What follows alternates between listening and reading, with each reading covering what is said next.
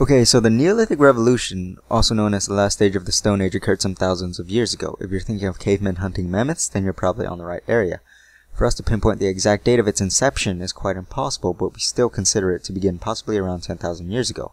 The reason why it's so challenging to find an exact date is because the revolution was a gradual process that developed at different regions of the world at different times.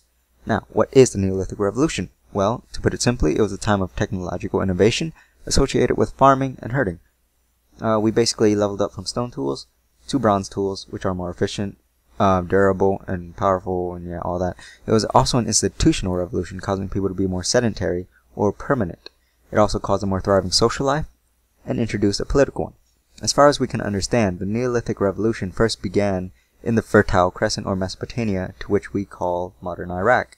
To comprehend the Neolithic Revolution, we must understand the economic system which it has replaced. Let us begin.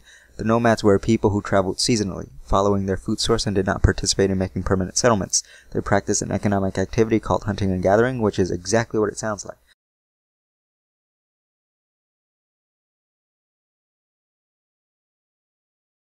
They hunted animals and gathered edible plants to supplement their hunger. This is a system called food extraction. Although this provided an ample amount of food, it could only support a small amount of people at a time, resulting in a small population size. There was also the matter of the variety of weather, which required a surplus of food if they were to survive, which they probably didn't have. Right, now that you understand how they lived, let's move on to their evolution. The Ice Age in theory could have caused their change in behavior. With the climate changing and the environment changing, their food moved, and they moved with it, or they either stayed.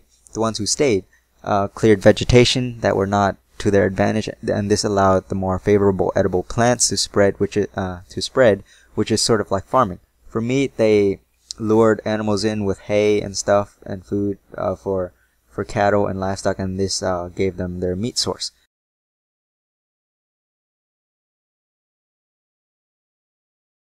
Now, the first animal to be possibly domesticated was sheep in Shenandoah, which is somewhere in northern Iraq.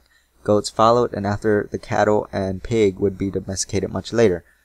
The earliest place to have lived mainly from the cultivation of crop was Jericho. They farmed wheat due to their location, which was a naturally well-watered region.